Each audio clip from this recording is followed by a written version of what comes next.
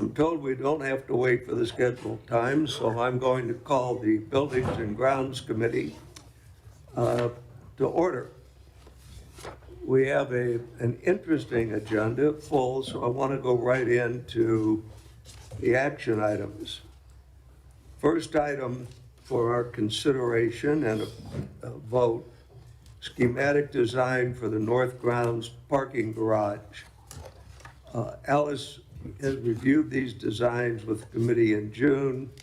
Design team has been making changes based on the committee's feedback, and I want to thank Alice and her team for listening.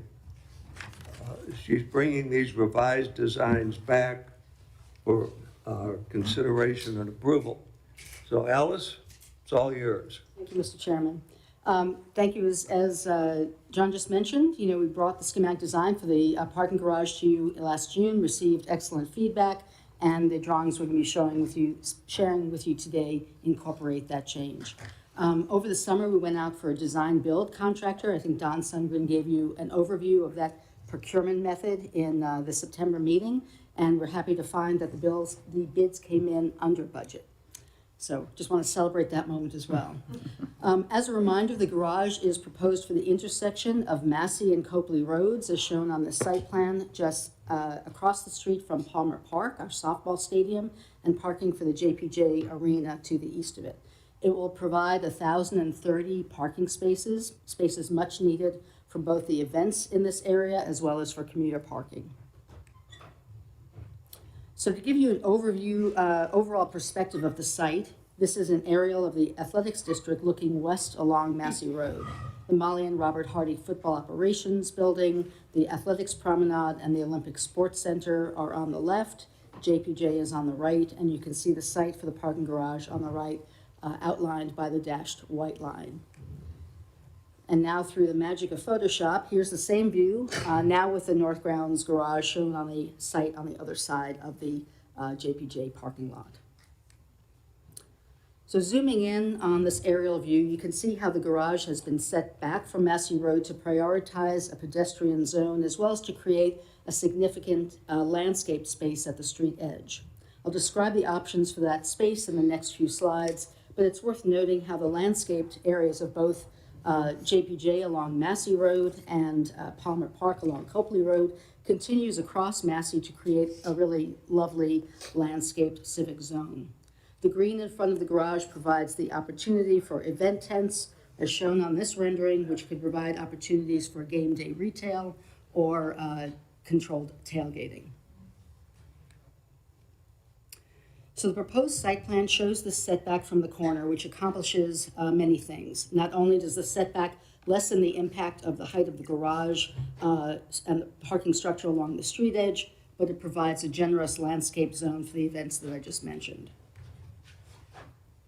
And this diagram shows where pedestrians will walk and buses will queue for both pickup and drop-off, both for daily commuting as well as for events. The plan includes space for a multimodal hub where people can rent, store, or repair bicycles and gather to wait for buses protected from the elements. The plan shows the locations for entry to and egress from the garage. The land slopes up, as you may know, along Massey Road, so this allows entry and egress at the first floor from Copley Road, as well as an entry and egress from the third floor to the garage along Massey Road. This arrangement helps move traffic, excuse me, as the garage empties during events. The buses also have a separate drive aisle, simplifying our university transit operations, and they can load and unload from the covered transit hub. And just for information, setting the parking structure back from the road also allows for any future buildings we might want to consider at the street edge. So that potential for future building is shown in the dashed black lines, and really it just means that we aren't precluding any future development. So a few images. Here's a view looking towards the site from Copley Road with Palmer Park on the left. Another benefit from this project will be the improved sidewalks and planted street trees, enhancing the public realm along Massey and Copley Roads. Moving a little closer, crossing Massey, this is the view from the pedestrian plaza looking towards the garage and the multimodal hub, with the entry and the stair tower clearly marked. The stair and the elevator towers provide direct, safe, and well-lit access to the garage. The proposed materials for the garage are meant to tie the structure into the surrounding athletics district, with brick to match JPJ, football operations, and Palmer Park. The column screen will be precast to match the warm white Swiss coffee color we use around grounds, which will also be the color of the metal columns on the colonnade and the perforated steel screen panels. So this image shows the full south elevation of the parking garage and the plan of the transit hub just below it. The hub provides areas for secure bicycle storage, a scooter drop-off zone, places to charge e-bikes. There'll also be vehicle charging stations within the garage. The canopy of the hub has opened, landscaped zones, which are shown in green, that bring light to the bike storage and service areas. So keeping this plan in mind, this is the view from the hub looking south across the landscaped plaza towards Palmer Park. You can see how the length of the colonnade and the hub is broken up by these open landscaped zones, while still providing protection for the elements for people waiting for the buses. And now just a few views moving around the building. Here's the view from the JPJ parking lot looking west towards the bus aisle in front of the garage. And here's a closer view of the colonnade along the multimodal hub with a potential pre or post game activity shown on the lawn to the left. And now looking east from up the hill on Massey Road, you can see the west entrance and exit from the garage. And then finally, this is a view from the north end of Copley Road at the intersection of the JPJ garage entry drive. So interestingly, because of the slope of the land and the dense tree plantings, you really can't see the garage from this area, although we made the trees transparent just to show what the view would look like if they weren't there. We hope at some point to make the connection from Copley Road to Millmont Street, which would greatly help the traffic flow. So this view is important to consider. So, Mr. Chairman, at this point, I'd like to ask for approval for the schematic design of the North Grounds parking garage. I want to say to Alice and the committee and the board, we had a lot of fun talking about a parking garage. If you can make a parking garage fun. The space across, if you go back and look at the schematic, what really got my interest is the open grass area right across that bus, or right across the street from the bus lane. The opportunity for events, extending an event and having carts, food, beverage trays, whether it's organized student groups. She really did a good job, Alice, on integrating that open area into this parking garage with the buses. There's going to be a tremendous amount of activity. So we had a lot of discussion, still a little bit to go on the open area where the trees were shown, because if the trees don't grow, that open area is going to make a lot of visitors wet. And we still have a little bit of work to go there. Having said that, I do think it's appropriate to have a motion to approve this schematic design for the North Grounds parking garage. Do I have a motion? I'll make the motion. And a second? Second. Thank you. All in favor say aye. Opposed? I'd like to take a moment to explain. Colleagues, I am going to vote no on this project and all of the other projects presented at this committee meeting. Furthermore, I'm going to vote no on any expenditures to be brought to this board until I have seen a 25-26 budget for this university that includes significant cuts in administrative expense, I am on record and personally believe that we can take 200 million out of our budget. And in the process, we can eliminate a lot of duplicative and counterproductive programs and services that have crept into our organization through, I think, lack of budgetary discipline by this board. I think by those savings, we can use to significantly cut the tuition of this university and benefit all of our parents of students at our university. And we can come up with the funds that are necessary for our athletic programs that we've talked about before. Bert, so you're voting no Correct. on the motion? Yes, and I'm Okay. explaining my vote. Yes. Sorry, this is just to approve A&E, correct? Approve? Architecture and engineering. Correct. For the drawings, No. Right. to take them one. This approves the construction of the project. This is the last time the Okay, board so sees I the heard- I project. heard schematics. It is, that's the schematic design phase, but it's the last time the board sees the project before we finish the design and go into construction. Okay, and the cost is 50 million, yeah, yep. and that will be paid for all debt? No, there's some cash from reserves, from the auxiliary reserves going into the project as well. Have we done any pro formas on this project? Yes, Have we seen them? we have, yeah.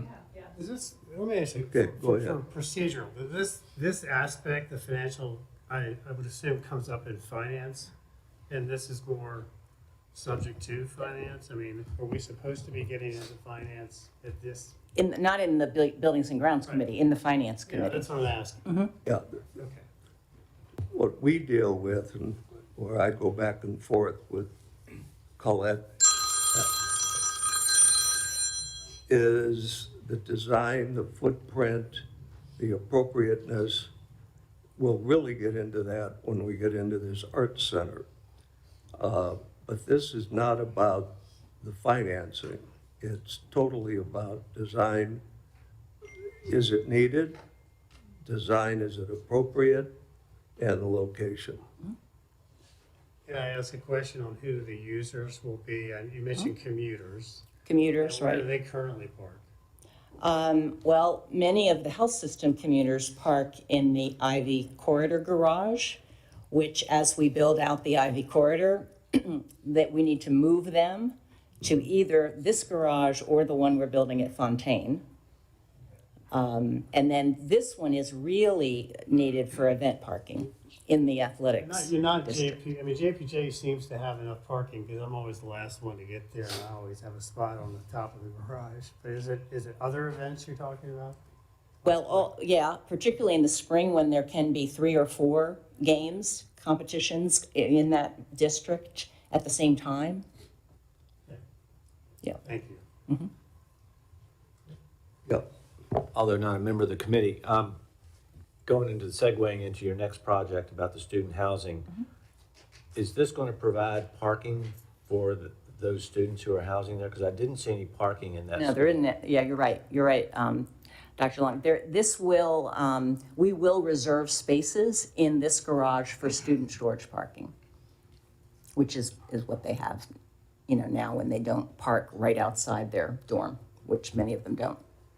Steve, good question, and when we get into that housing, that's gonna come up next. Parking's a major issue, for sure. Are there any other questions on this parking garage? I asked this when we met the other day.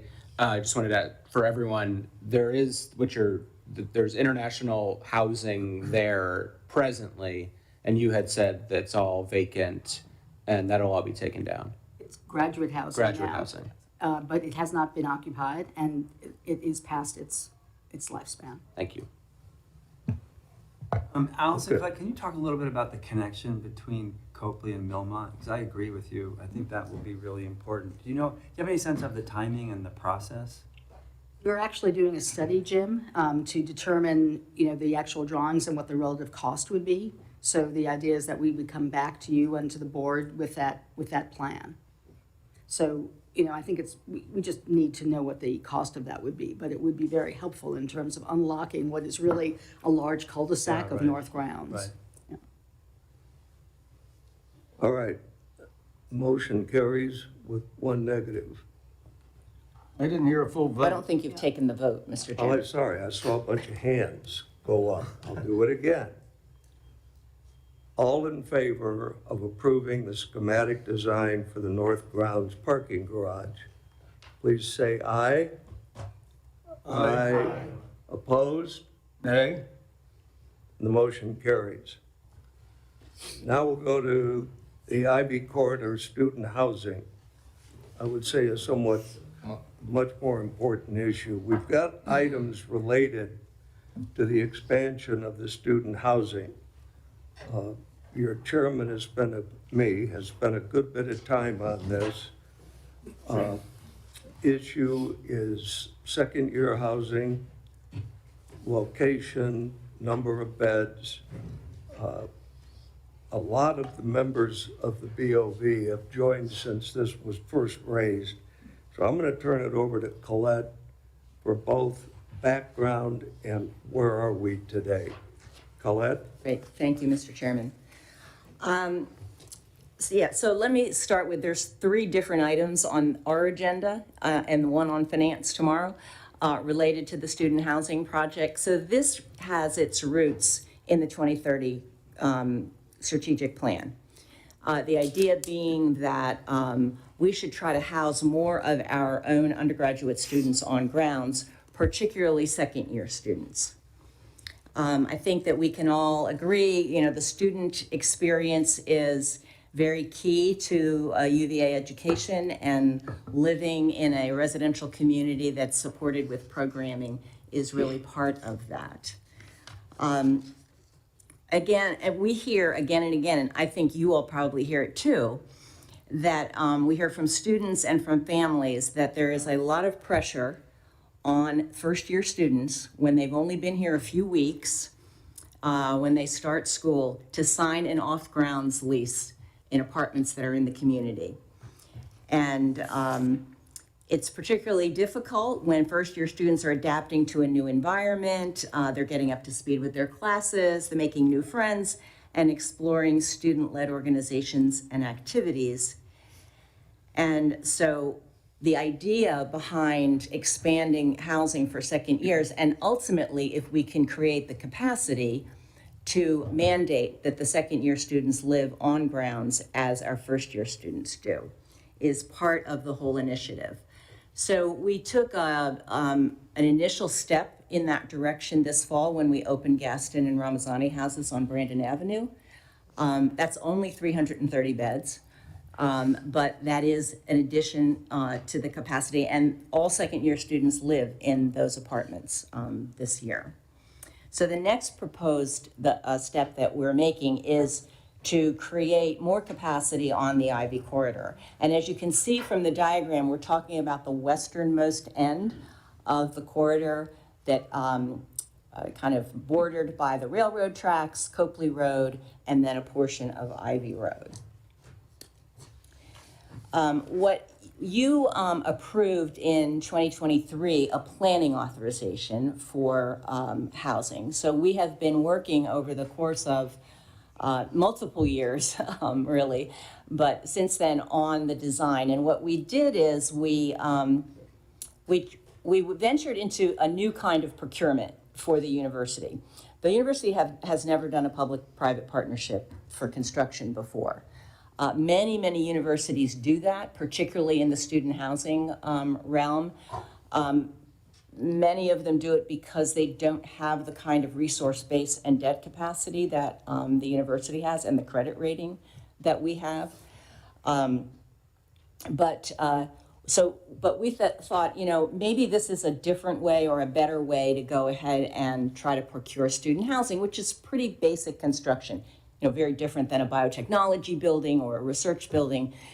So we worked with a consultant, Brailsford and Dunlevy, who we have worked with in the past. They helped us kind of figure out what kind of capacity we would need in order to meet the ultimate goal of housing all the second-year students. And we did a very detailed and complex public procurement process. We issued a request for qualifications. Then we issued an RFP, or a request for proposals, after that to firms who would be interested in bringing an entire team interested in the project. And what that means is a development partner, an architect, and a contractor. We went through interview processes. We had a big committee that represented lots of functional areas across the institution. And unanimously, we selected Capstone Development Partners. We have been working with them in the last just couple of months. And you're going to see the results of some of that when Alice shows you some of the design. But the advantage of that process is they're bringing the entire team together at one time, and they've been working together on the project. We're currently estimating somewhere between 750 and 800 beds on this site in 3 different buildings, as you can see by the diagram. We've never built this many buildings at one time before. We've never brought this many online. So that's new for us and challenging. We're also trying to bring these online in a very accelerated timeline. We hope we can occupy this by summer of '27, which is a expedited construction schedule and timeline to bring new student housing online. And just as a part of the project would be about $150 to $160 million, and serviced by debt, by the rents on the system, on the housing system. The other thing, the resolution that's before you to add the project to the plan, the major capital plan. That's what this particular item is an action item.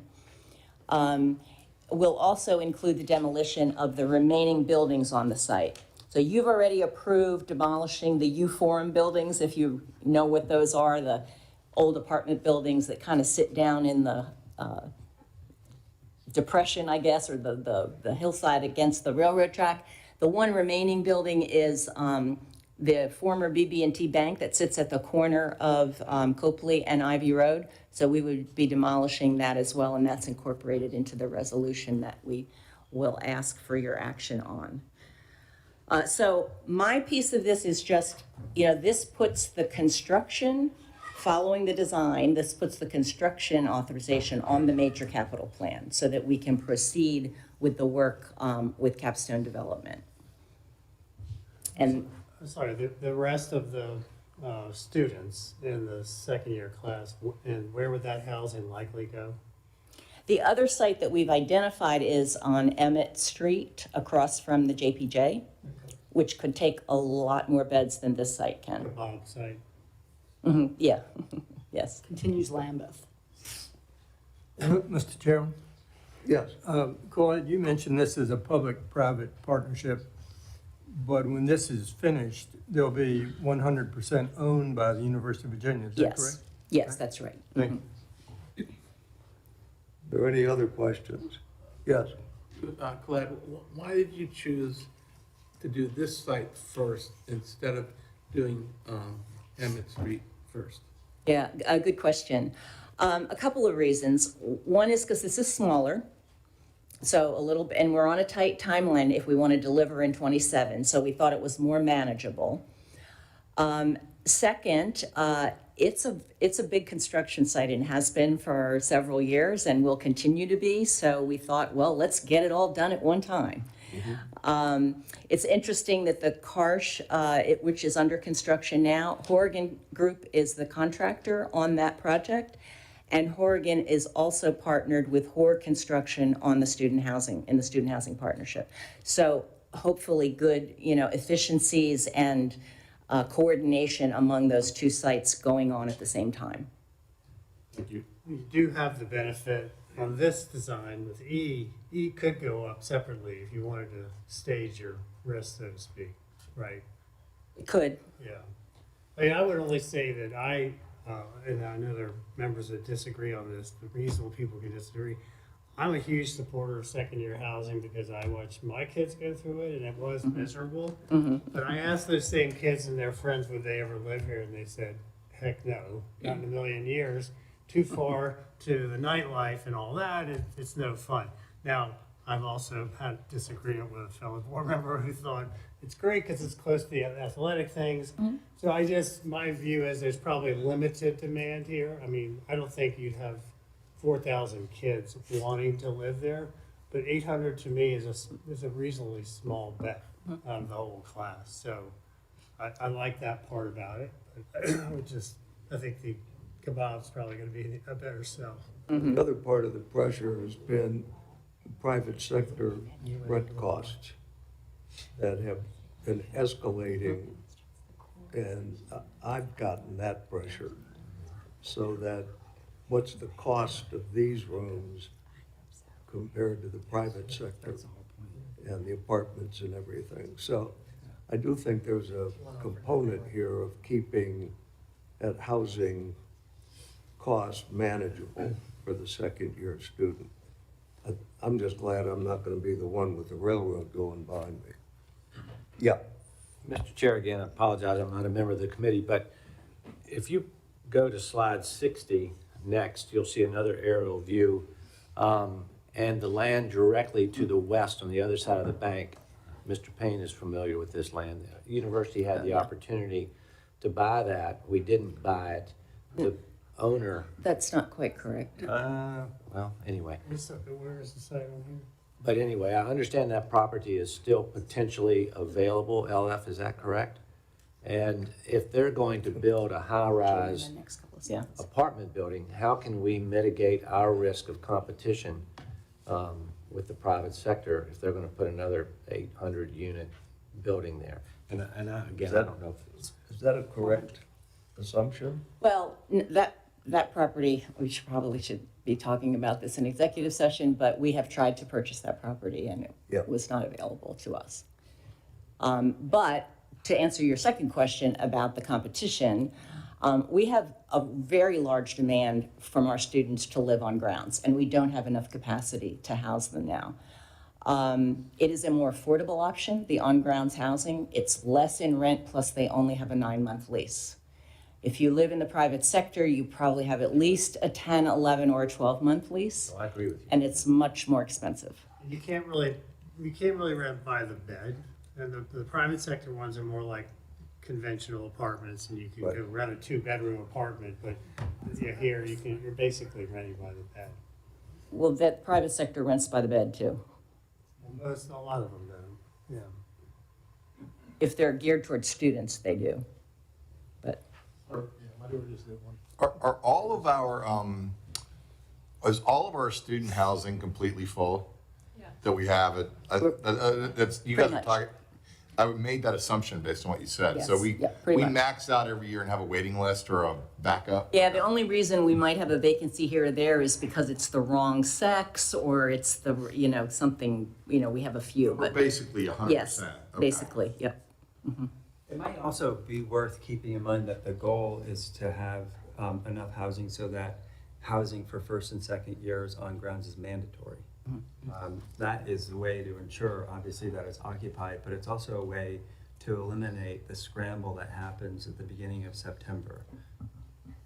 So we still want to build dorms that students would like to be in.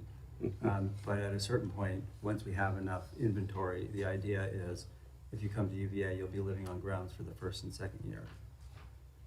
And I want to jump in and say, echo what Mr. Webb said. I have a 4th-year student and a 2nd-year student, and my 2nd-year student is living in Hereford this year.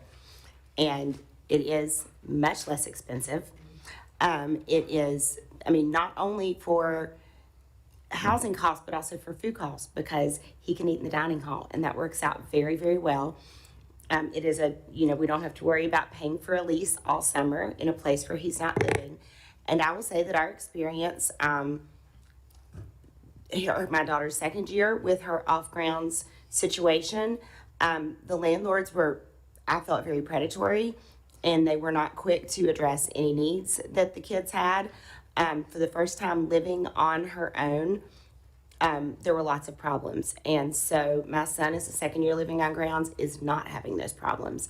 It has been an altogether wonderful experience. I will say though, that because of various unfortunate circumstances, everything was full by the time he discovered that he was looking for somewhere on grounds.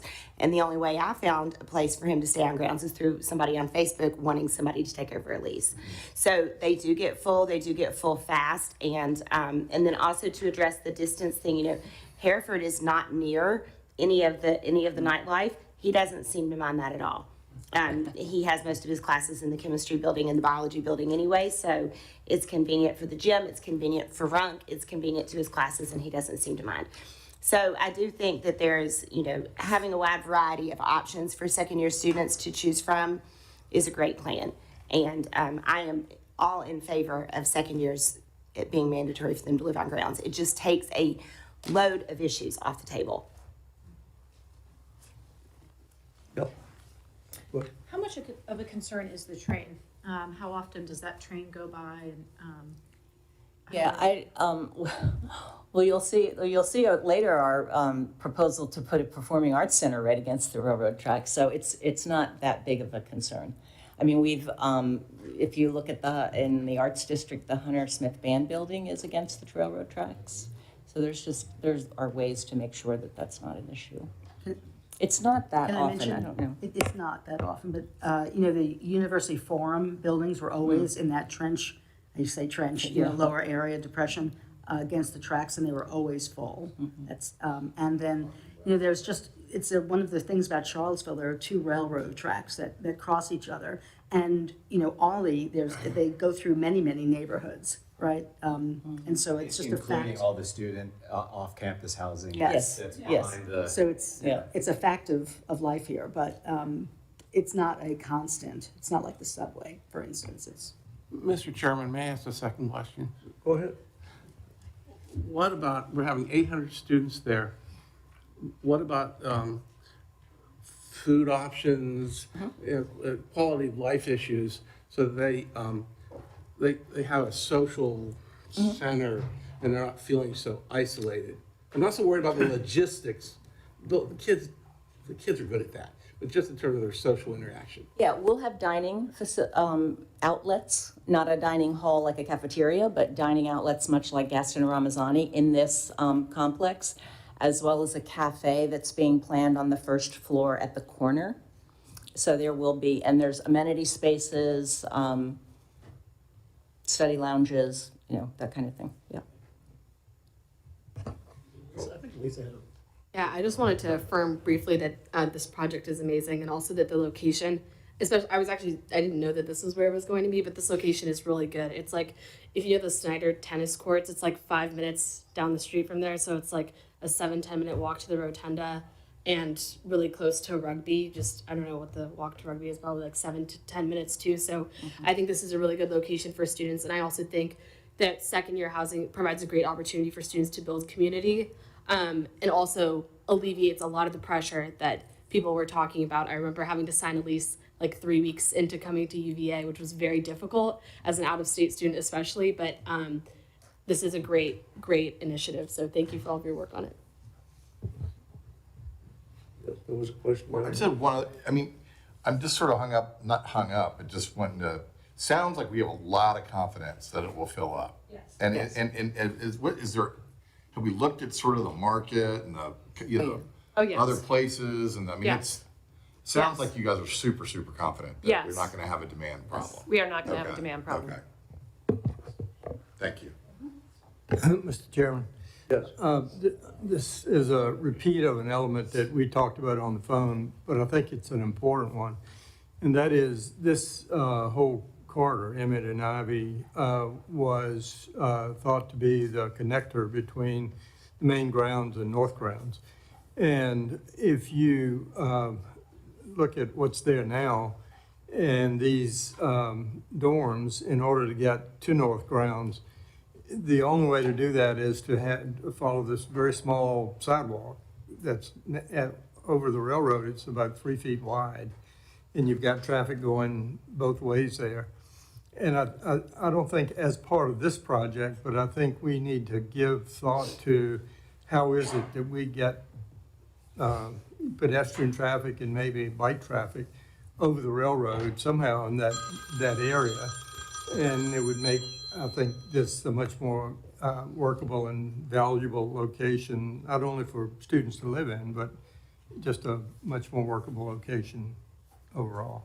I think when Al shows you the designs, you'll see some connections through the student housing site up to Copley Road, which is then on up into the. Well, no, but Copley Road, I guess my point is the sidewalk on Copley Road But, is yeah, true. woefully inadequate. Yeah, there's not a whole lot to today. do about that. And when you add 700 or 800 students, right. and you say you want them to park across the way, there are just a lot of reasons all of why I them. think you'd want to see if you might do a better job of addressing, you know, that pedestrian corridor. So the class that comes in the fall of 26, that's who you're gonna market to. Is, right, you got Second years. students- Well, yeah, right. Well, they come in 26. They come in, yeah, right. First year, so you're gonna start marketing because they gotta get their housing in September. So I would say part of the acceptance package ought to be, hey, don't worry about the second year, we have this. Yeah. Are there any other questions? Well, I will again ask is, do we have a motion to approve, again, the concept site design guidelines for this Ivy Corridor student housing project? But Mr. Chairman, the action is on adding the project to the plan. We're adding it. Yeah. Yeah. This is a second I haven't done this yet. action. I'm sorry. Excuse me, I thought that's what I'd said. All right, we have a motion, do we have a second? Second? Thank you. All in favor signify by saying aye. Aye. Opposed? Nay. Thank you.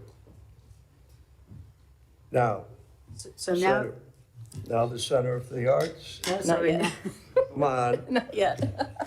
so sorry. So now, it's a bit of a formality, but this is approval. We're going to be requesting your approval for concept site and design guidelines for the second-year housing on the Ivy Corridor. I won't repeat all the good points that have just been made, except to say that student housing at this location would not only complete the master plan that the Board of Visitors approved in 2016, but this western end would really ensure a 24/7 vitality to this district. Just for information, residential buildings of apartment style, mostly 4-bedroom units, very similar to what we did at Bond House on Brandon Avenue, will surround green courtyards and extend the linear green from phase 1 as a sustainable working landscape. The design of the buildings will complement the adjacent Karsh Institute of Democracy and the Virginia Guest House Hotel and Conference Center. So I'll review the preliminary design, the schematic design with you just after this motion, but right now I'd like to ask for approval for the concept site and design guidelines for the second-year housing. I'm all in. He's all in. Do we have a second all in? Second. Thank you. All in favor signify by saying aye. Aye. Opposed? Nay. Thank you. Thank you very much, Mr. Chair. So this is the first of 2 projects on the Emmett Ivy Corridor that I'll be reviewing with you today. I realize with all the construction going on, it's hard not to know where the Emmett Ivy Corridor is located. And of course, you did just approve the concept site and design guidelines, but this location plan shows the site for the student housing project, which is highlighted in orange, in a broader context. It's part of a 14-acre development that is situated down University Avenue, just about 7-minute walk, from the Rotunda and the Academical Village, which happens also to be roughly 14 acres. So Elkis Manfredi Architects led the design team for the residential project. They also recently completed Gaston Ramazani houses on Brandon Avenue. So with the addition of housing on the Emmett Ivy Corridor, this district really becomes a living, learning community with dining and academic buildings, much like Brandon Avenue and, of course, like the lawn. The site plan continues the master plan of the district with residential buildings framing the linear green and surrounding smaller residential courtyards. As Colette mentioned, the 20-foot wide pedestrian promenade that begins at Emmett Street, and it's currently there, in front of the proposed Center for the Arts, continues in front of the Virginia Guest House and extends through this new development, providing pedestrian access up to Copley Road. So the architects have appropriately scaled the buildings to consider the surrounding context. The buildings to the north and west are 6 stories, the same height as the adjacent Virginia Guest House, while the building along Ivy Road is 5 stories, which is approximately the same height as the Karsh Institute of Democracy. The height of the building along Ivy Road is sensitive to the scale of the adjacent residential neighborhood, as well as the city's entrance corridor guidelines. So in this aerial rendering of the site looking northwest, you can see the buildings surrounding the residential courtyards, and at the end of the axis along the linear green will be the dining and social hub that we just mentioned for the buildings. So the buildings will be constructed of red brick to match the Virginia Guest House and the School of Data Science, with accents of Swiss coffee colored trim on the windows, similar to the detail of Gaston Ramazani houses, which are pictured here. The base of the building will be a rusticated brick coursing, similar to what was done at the Student Health and Wellness Center on Brandon Avenue, as well as the Hardy Football Operations Center.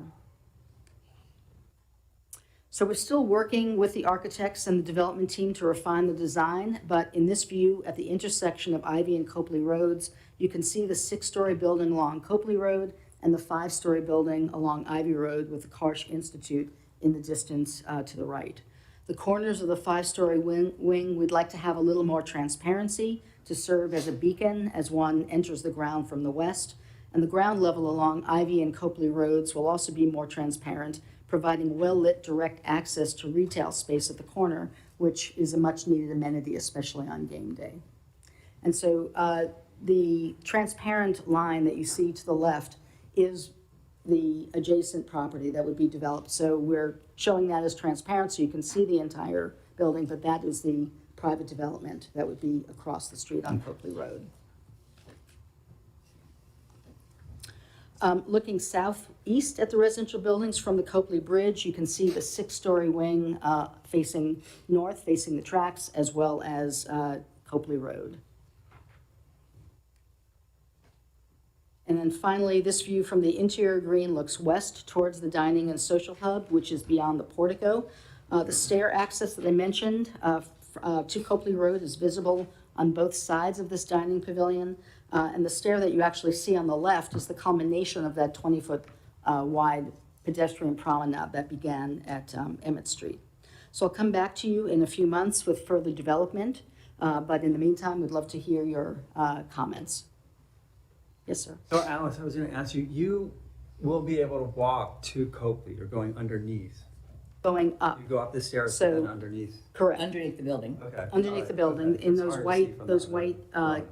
recesses that you see on either side of the pavilion mark the stairs that go up to Copley. Gotcha. What's the cost on this? 150 million, 150, 150, 60 million. And that will be all dead as well? Yes. Now, I presume that's not tax exempt yet? Yep. I don't want to jump ahead to finance. Yeah, we'll talk about that tomorrow. We'll most likely do tax exempt.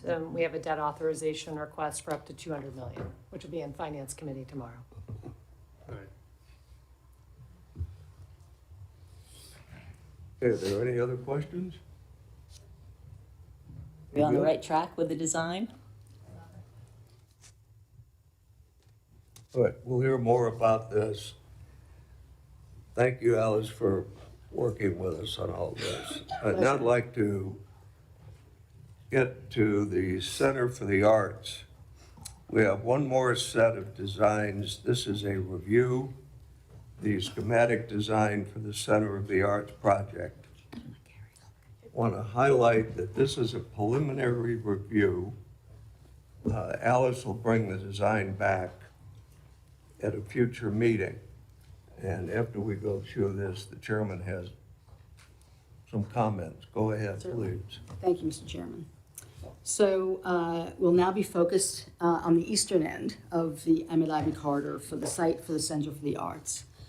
So by now, you're very familiar with this site plan, but as a reminder, last June, you approved the concept site and design guidelines for the Center for the Arts to be located at the southeast corner of the existing Emmett Ivy parking garage.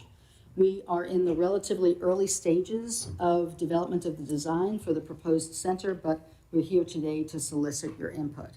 Alice, while you still got that slide up, is the building next to the data science, is that what we talked about and just got the grant for? Is that relative size to what that grant would build? Yes. It is? Yes, it's a slightly smaller footprint than the School of Data Science, but we can go up one story, and so it would be roughly the same size. Thank you. The building, as you know, this building, the Center for the Arts, will be home to the Richard and Tessa Ader Performing Arts Center, the Fralin Art Museum, the Kluge Gallery, and the Department of Music. So while an important site for an important program, this building will be also part of an ensemble of buildings that are intended to create a collective sense of community, offering shared resources and building on our tradition of buildings and mixed uses in a harmonious relationship with the landscape. So at this point, I'd like to introduce Gary McCluskey, the principal of Diamond Schmidt Architects and one of our partners from the talented team of Diamond Schmidt, Seldorf, and VMDO Architects, to introduce the proposed design for your review and feedback. Gary? Thanks, Alice. Beginning with the first slide, when we began to think about the design of the new Center for the Arts, it was important to remember that the new building is located in a well-conceived master plan for the Emmett Ivy District. And we need to consider how it will relate to the overall context, with its footprint aligning with the other buildings to create a regular street edge bordering the landscape. Similarly, the height of the new building is based upon the height of the adjacent Hotel and Conference Center, as well as the Karsh Institute at the western edge of the green, so that there is an overall consistency to how this building will be perceived within the district. The facade of the Center of the Arts is designed to not only tie into the horizontal datums created by Karsh and the guest house, but the brick mass of the center steps down towards Emmett Street so as to reduce its perceived scale relative to the adjacent School of Data Science, as you will see in following slides. As shown in yellow by this X-ray illustration, the Center for the Arts will have internal promenade on the ground floor that builds on the design guidelines of the previous buildings developed in the Emmett Ivy District. This promenade will provide access to the public spaces within the building and will also connect to the public-facing program in the School of Data Science, the Welcome Center and Living Room in the hotel, and the lobby of the Karsh Institute. That ground floor shared connection is again shown in yellow and provides connected lobbies for the three collaborating arts disciplines in the Center for the Arts: the Performing Arts Center, the Music Department, and the combined UVA museums. That shared circulation happens horizontally in plan, but also vertically in sections through the building. It is one of the reasons why this large building is actually very efficient in its ability to share program spaces as well as circulation. This diagram shows how the three collaborators are dispersed throughout the building. And then in this diagram, we show how the programs will interact, inform, and influence each other, creating a Center for the Arts that is greater than the sum of its parts. This section of the building, taken lengthwise, again shows how the programs are arranged and rooms are shared. Note, for example, that it is very deliberate that the Music Department, colored in green, is directly adjacent to the key spaces of the Performing Arts Center, shown in blue, and that the museum, shown in red, will be able to extend their lobby exhibitions into the adjacent Music Department lobby. This diagram, though, also begins to show the logic of the facade composition. It's important that this building is conceived of as one collaborative center, but each component will also have some specific identity. So now here's that same building section with the color coding removed. And now again, you can see with a quick overlay, the window positions as an illustration showing how the rationale of the composition on the facades has been developed. And now here is a view of that primary facade. And although it reads as one building, it is clear where the Performing Arts Center is located on the right, and there are also clearly identified entrances to the Department of Music in the middle and the shared museums on the left. Although there's no doubt that the Center for the Arts is a large building with a generous presence, we feel it fits very well into the overall composition of the Emmett Ivy District. As seen in this perspective view, showing the context of the Karsh Institute in the foreground left, the Virginia Guest House in the middle, and the School of Data Science to the right in the distance. Future buildings along Ivy Road are dashed in this view, alluding to what will be seen from this view in the future. And note that the entrance to the hotel will always be very prominent here from Ivy Road, as will be the Performing Arts Center from Emmett Street, though the mass of the large buildings will be mitigated by these smaller buildings in the foreground. This cross-section through the Performing Arts Center shows its relationship to the overall district and the layering of the facade from the public promenade to the main hall. The main hall itself is being designed to be configured in various formats. Here it is set up as a concert hall for a performance by the University Singers or the Charlottesville Symphony. In this view, it has been configured for the showing of films, which will be perfect for the annual Virginia Film Festival that just completed another successful season. In this view, a proscenium stage has been deployed for the UVA theater productions, the Virginia Theater Festival, or touring Broadway shows. And in this view, an orchestra pit has been deployed to support UVA dance performances or performances by the Charlottesville Opera or Ballet. Our team has struck a balance with the design, creating a building that fits into its context and feels like a UVA building, while also being able to celebrate its specific role in promoting the arts on grounds. The ground floor is welcoming and transparent in keeping with the other buildings in the district, and the large windows of the Performing Arts Center, set against the brick background, allow framed views into the life and activity of the space visible to the public.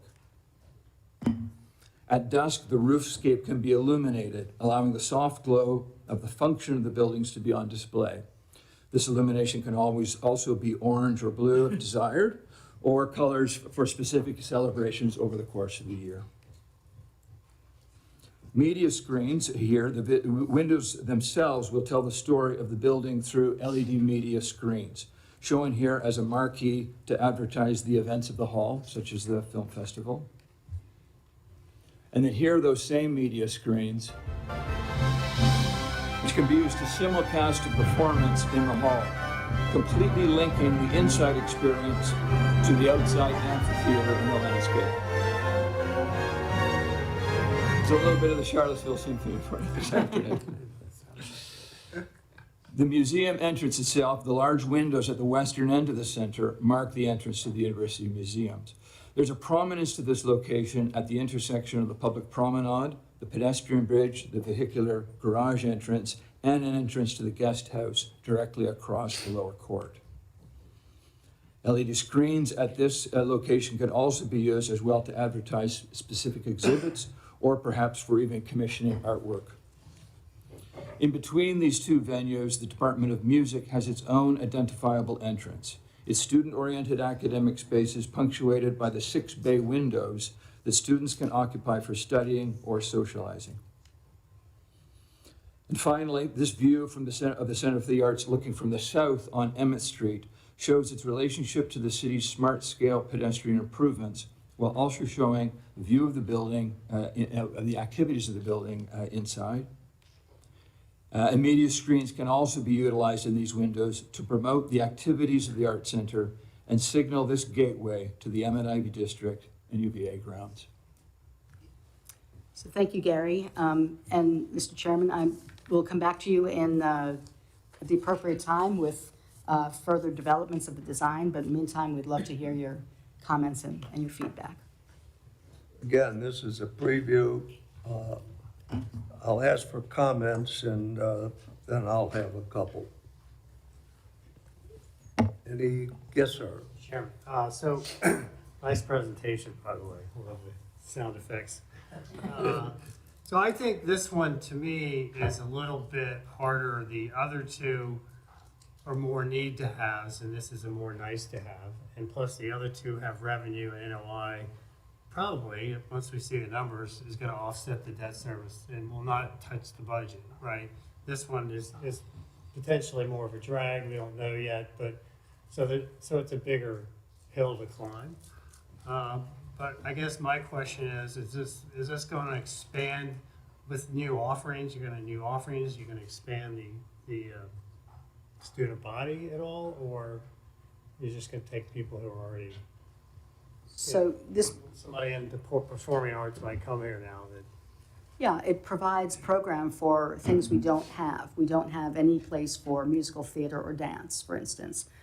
This moves the Department of Music from Old Cabell Hall, and it provides a venue for events that are happening in the community, like Martin Luther King Jr. Auditorium, which is a high school auditorium for the Charlottesville Symphony. So we've worked with all of our neighboring venues, like the Paramount Theater, as well as the halls, to make sure that we're not duplicating efforts, but providing appropriate locations for these events. Recall that this is a very generous gift from Richard and Tessa Ader for the Performing Arts Center, recognizing that this was a need for the university and the community. Steve? Mr. Chair, and this doesn't need to be answered now, but maybe in your department, JJ, you talked about maybe bringing in Broadway Under the Stars, a traveling Broadway, more symphony, more ballet. Have we done a pro forma, or can we, at the next meeting, look at a pro forma for anticipated revenue that this might generate? Yeah, we're working on an operating pro forma. I do want to underscore the ability to unlock moving forward with this project is a Commonwealth capital budget request. So the bulk of the funding would not be serviced by university debt, but rather a gift from the Commonwealth. So, you know, the project will not move forward in terms of construction without that Commonwealth appropriation. Well, I said I'll have a couple of comments, and I said this to them so that not a surprise. Number one, the screens. You've got a very, very busy, high-traffic intersection right there. I have seen traffic come to a halt around sporting venues around the country that use these screens. They're nice to have, but they create problems that are unintended. Two, the raw scale of the building seems to me to be in conflict with everything other than the parking garage that we approved a couple of years ago. A lot of work to be done, but the key question is this a nice to have or is it a must to have building? Seems to me to be the primary issue in front of us as a board managing resources. And it just seems scale is really big. My own observation. Obviously, there's no vote here. This is a first pass at informing, exposing the board. And I wanted to,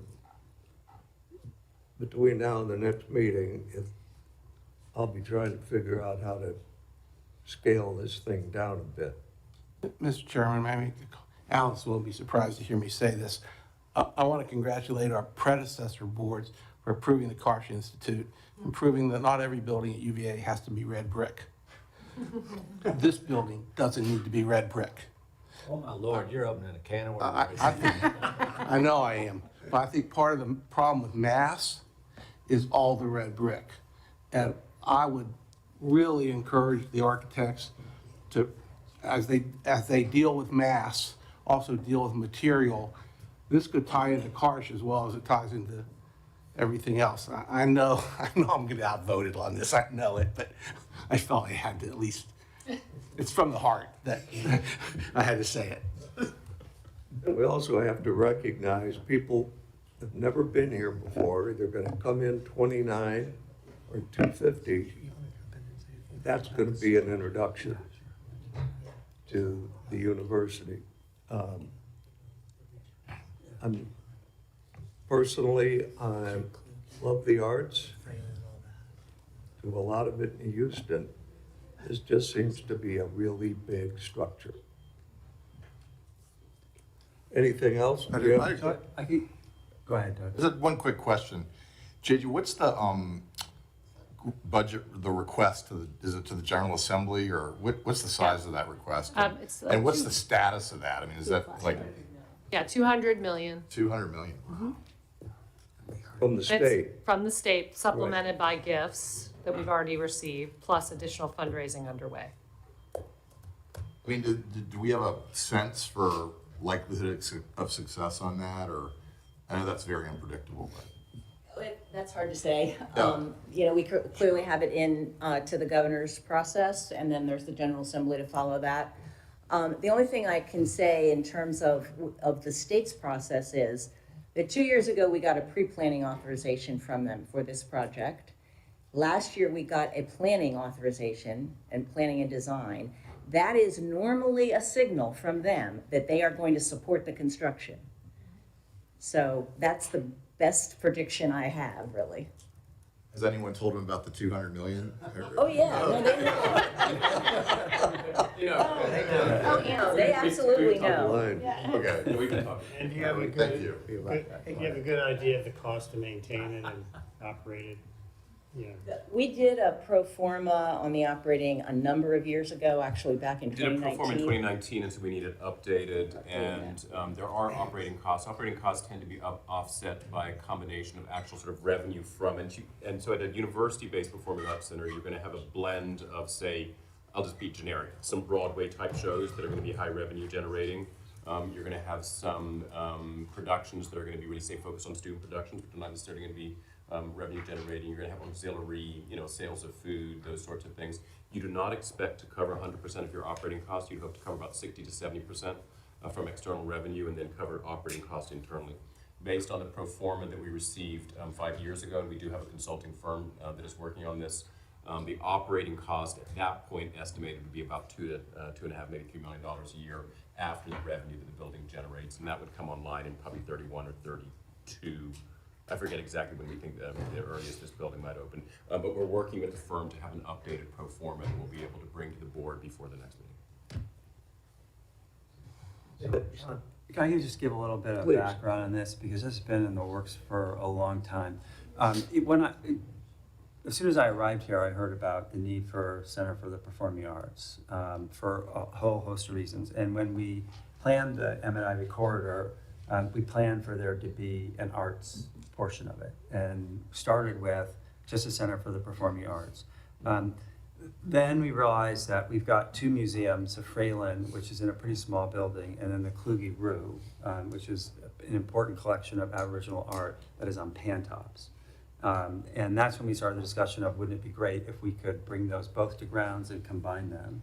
And then the music department is clearly in inadequate space in Old Cabell Hall.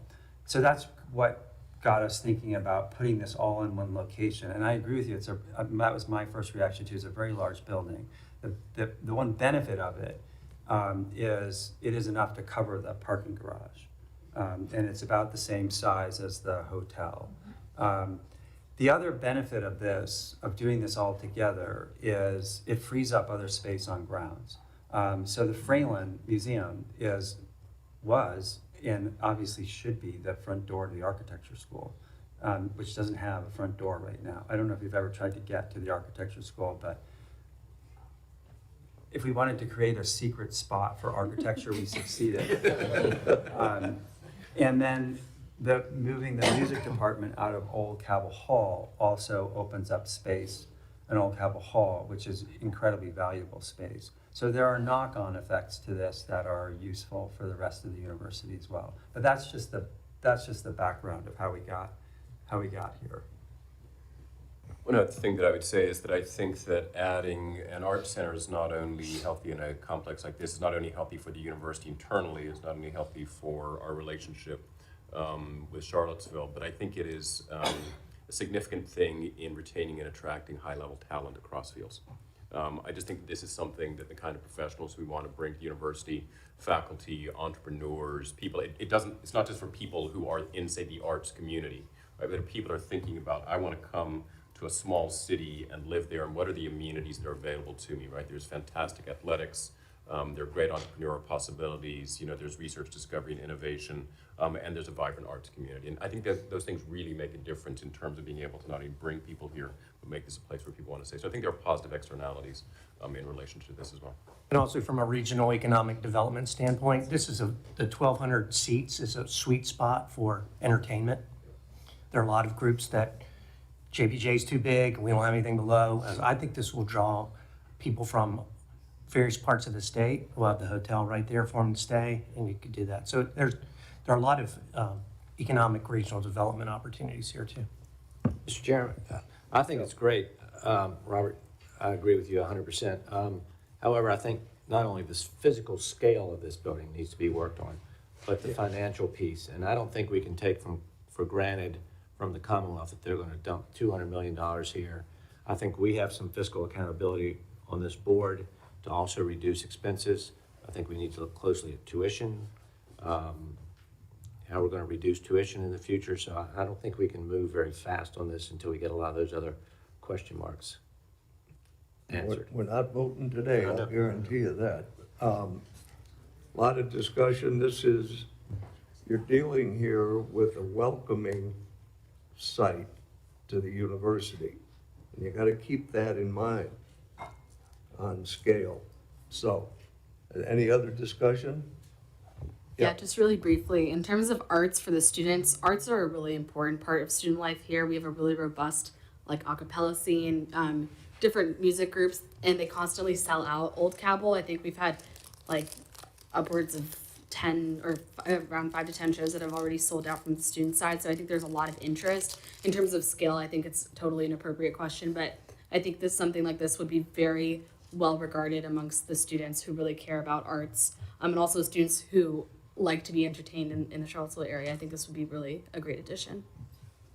Thank you. And I'd add to Lisa's remarks, I think if this space could have, I know there's some faculty engagement, but if there was additional room for faculty, for classes to be held, not just for the events, if it's just events, I think a lot of these comments make a lot of sense. But this is a daily functional place where students are having opportunity, faculty are having opportunity, research-based, because I think our colleagues who are in these disciplines, I think, always feel left out as the development of the university happens in the sciences and the med center for good reason. But this is an area where I don't think there's been as much engagement, and this would be a nice opportunity for those colleagues to make sure that their discipline is considered. Well, there'll be a lot of further discussion on this, certainly. Any other comments or questions? Alice, anything else? No, thank you very much. Appreciate your comments. All right. Yes, ma'am. Oh, I just had some, since the Ivy Corridor seems to be the theme of this meeting, I just wanted to give you some bird's eye views of the site as it currently exists. I know you drive by it a lot if you're in town and you see the development, but this shot is from Emmett Street looking west. That's the data science building right in front of you by the pond. The next one this is a closer view of the guest house as it is developing. It should be dried in completely in about 30 days and then, complete in the fall. And then this is the site of the Karsh Institute. Ivy Road runs is at the top of the slide, and where you see the red clay dirt, that's the site for Karsh. And then the student housing would be at the bottom. That one building E that you saw would be across the green from Karsh, with the balance of student housing to the right. I just wanted to give you a little drone view of all the building we're doing. May I ask a question? This university as a village that is predicated mostly on the pedestrian as a student, as an undergraduate student in particular, how are we addressing the fact that these are two of the busiest streets in all of Charlottesville for us to ensure that there is not just the safety of this corridor, but the feel of connectedness in a village? Parking garages are antagonistic to that, by the way, but just in general, how is this being connected? Well, I'll just mention that that's one of the reasons for the multimodal hub at the North Grounds parking garage, that the idea is to park once. Alice, can you use the mic, please? I'm sorry, thought it was.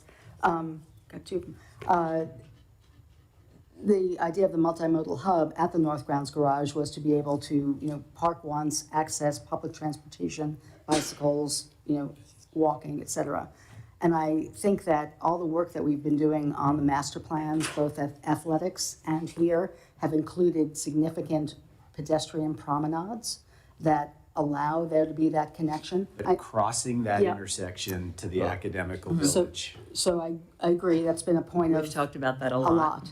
lot. And I would just say that we've improved the civic, realm essentially along Ivy Road. The sidewalks are now 8 feet wide and tree lined and dedicated bike lanes that never existed before.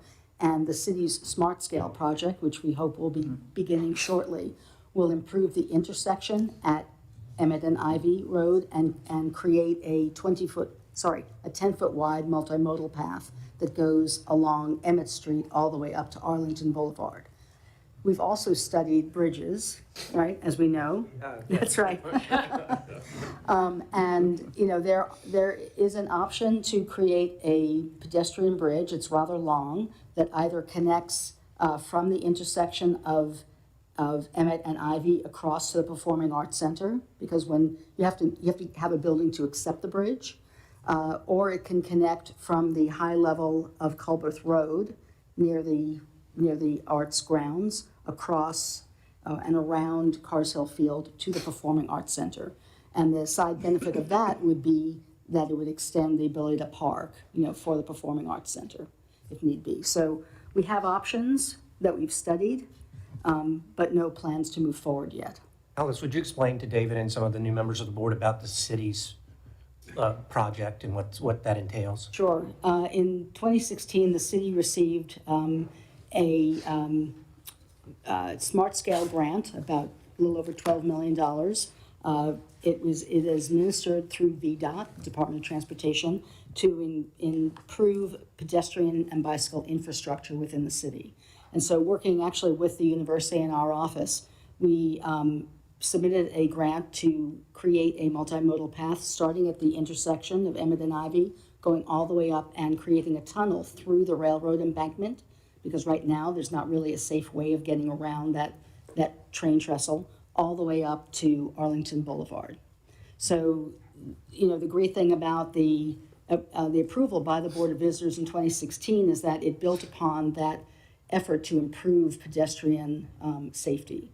But everything we do is always predicated on the safety of pedestrians. Appreciate that we still have to cross the intersection. My own view is that it's inevitable that we're going to need a bridge when this site is fully up and running. I mean, right now, there are a lot of students going back and forth to get to the School of Data Science already, and that's manageable. But when you add 750 students living there, and then when you have these other buildings, I think we're going to come to the conclusion that we need a bridge. We think the bike lane that comes down Ivy and hits Emmett, do we think that's the right design? I've watched cars not understand where that bike lane swerves into the two lanes Oh, yeah. on both sides. Well, we did do it with traffic engineers and the city of Charlottesville. So I hear what you're saying. We can take a look at it, but that was the approved design. That wasn't ours, though. All right. That wasn't our design. Alice, It's with the city of anything else? Charlottesville. The city, the city city did that. dictates that, yeah. Pardon? The city dictates the striping of the Of course they do. roadway and the bike lanes. We did work with them, and we're working with them on Emmett Street as well to be able to widen and get a dedicated turn lane off of Emmett Street. So we do participate in those conversations. And I think with that, we're wrapped up. correct? We are wrapped up, sir. Motion to adjourn? Thank you all very much. Thank you. Thank you. We're out of here. Thank you. Should we take a 5-minute break because we're 15 minutes ahead of schedule and also the students may not be here? Sure.